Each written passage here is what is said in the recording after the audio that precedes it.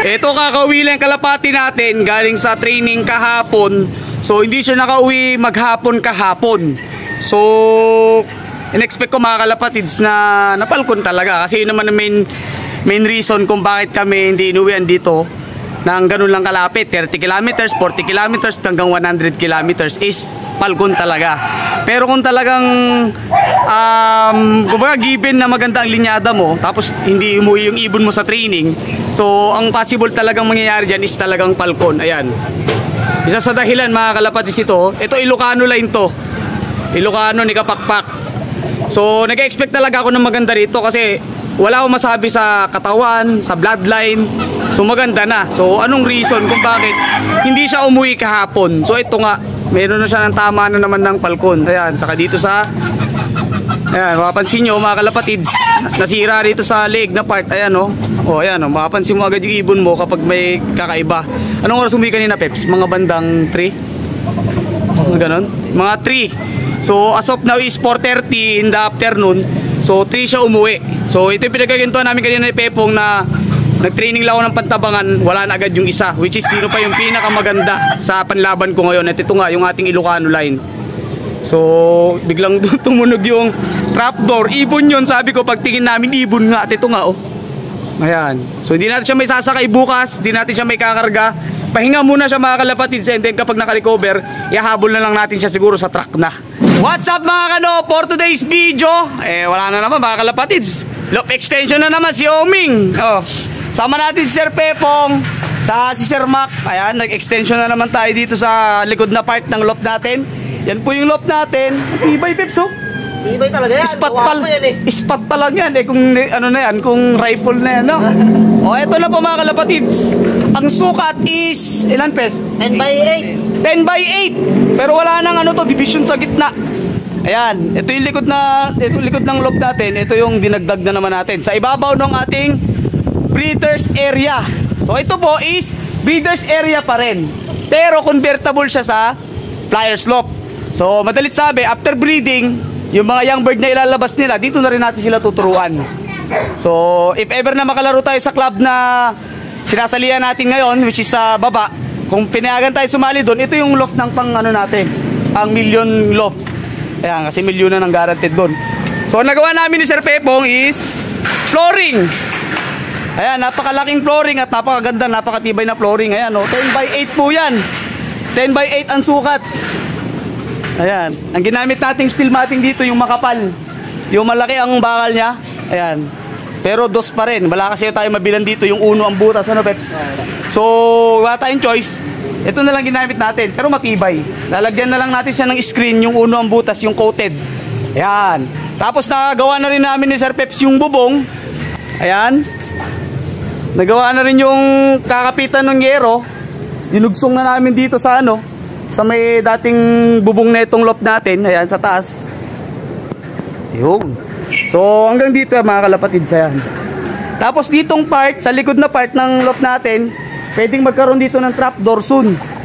Para pag i-convert na natin siya sa flyer slope, meron na tayong trapdoor dito sa part dito. Ayan. So ang hallway, ito ang hallway. Magmula ron sa bakal na yon, napahaba. Ayan, nasa panit ni Sir Peps. Hallway yan hanggang dito. So ang loft lang talaga natin, Peps, is 8x8. 8x8 lang talaga yung sukat ng buong loft. Yung another 2 feet hallway. So mangyayari po kasi mga kalapatids, yan, para di kayo malito. Ayan, dito, pag andito ko sa hagdan, itong hallway na to, pag akyat mo rito, papunta doon, ito na yung sidings ng loft dito. Tapos ang pinto dito sliding. Ayan. Pero as of now nga, kasi nga kulang tayo ng breeders area, breeders cage. Kailangan natin ng another pang foster parent sa mga pinaproject nating bloodline. So dito yung gagawin nating breeding area. Hanggang dito lalagyan din natin sa side na yon para hindi sayang espasyo.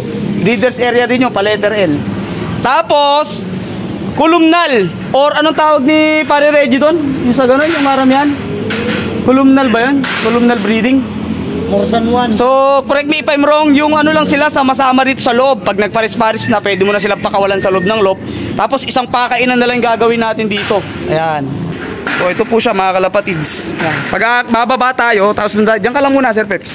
Pag bababa tayo dito sa hagdan, ito yung breeders area natin. Ayan. Tapos yung taas, ayun.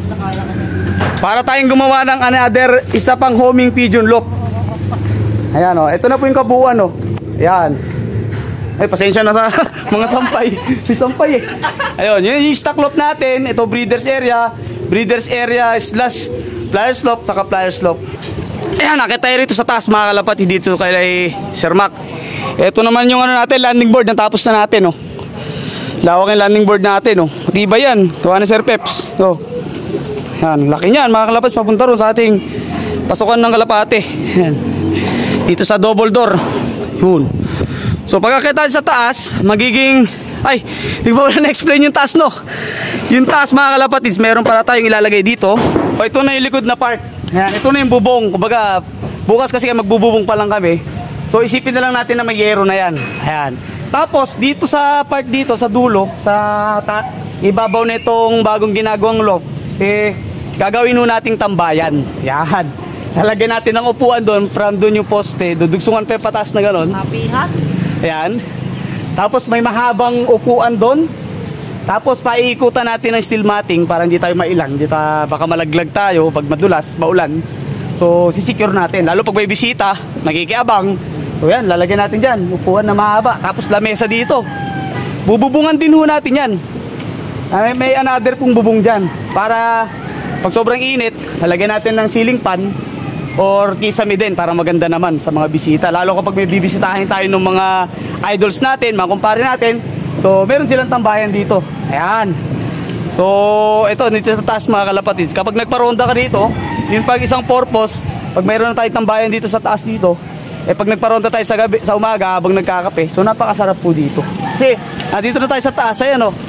Ayun o, halos kapantay na natin yung building o. Diba, mataas na tayo. So nagbabala kami, nag-usap-usap kami. Bakas-bakas daw sa pondo, isa pa daw pataas. Kaya pa ba, Peps? Isa pa?